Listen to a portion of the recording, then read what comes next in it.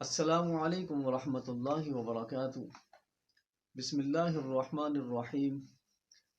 اللہم صل علی سیدنا محمد وعلی آل محمد۔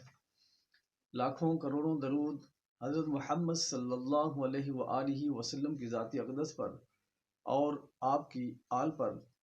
میں ہوں آپ کا میزبان حکیم حافظ نور الامین، چینل امین دواخانہ پر خوش آمدید کہتا ہوں۔ میری آج کی جو ویڈیو ہے ان مریضوں سے متعلقہ ہے، ان بچوں سے متعلقہ ہے جن کا پیشاب بستر پر نکل جاتا ہے، بلکہ میں نے تو یہاں تک دیکھا ہے کئی بڑے حضرات بھی ایسے ہیں جن کا شادی کے بعد پیشاب بستر پر نکل آتا ہے۔ تو بہرحال یہ نسخہ انہی دوستوں سے متعلقہ ہے۔ میرے اس چینل پر جو دوست نئے ہیں وہ میرے اس چینل کو سبسکرائب ضرور کر لیں تاکہ ہر آنے والی ویڈیو آپ تک پہنچ سکے۔ میری اس ویڈیو کو لائک، کمنٹ اور شیئر ضرور کر دیا کریں، کیونکہ یہ بھی ایک صدقہ جاریہ ہے۔ اگر کوئی بھائی، کوئی دوست، کوئی بہن میرے اس نسخے سے فائدہ اٹھائے گی تو آپ کا شیئر کرنا جو ہے وہ بھی آپ کے لیے ایک باعث ثواب بن جائے گا، کیونکہ یہ شیئر کرنا اور ویڈیو کو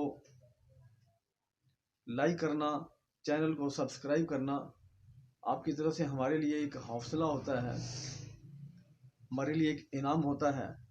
تو سبسکرائب کرنے میں کنجوسی نہ کیا کریں، سبسکرائب کر دیا کریں۔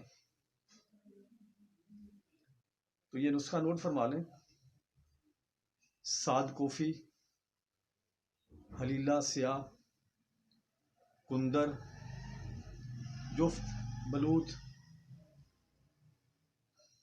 کلونجی، خلنجہ یعنی پان کی جڑ، یہ تمام اجزاء برابر وزن لے کر باریک پیس لیں۔ اس کی جو مقدار خوراک ہے وہ آدھی چمچی ہے، آدھی چمچی تقریباً صبح 11 بجے کے قریب، اور اسی طرح آدھی چمچی شام کو یا سوتے وقت تازے پانی کے ساتھ مریض کو کھلائیں۔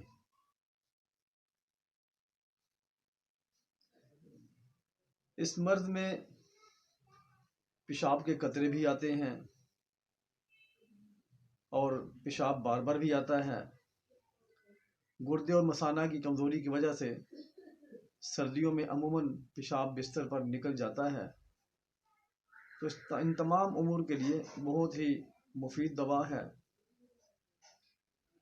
اگر مریض یعنی کہ نفسیاتی حدود میں بھی داخل ہو چکا ہے، یعنی کہ اس کو شک پڑتا ہے کہ مجھے قطرے پیشاب کے آ رہے ہیں لیکن آتے نہیں، لیکن صرف وہ محسوس کرتا ہے کہ قطرے مجھے پیشاب کے آ رہے ہیں لیکن آتے نہیں، تو انشاءاللہ تعالی اس کی اس نفسیاتی مرض کو بھی یہ دوا جو ہے وہ ختم کر دے گی انشاءاللہ العزیز۔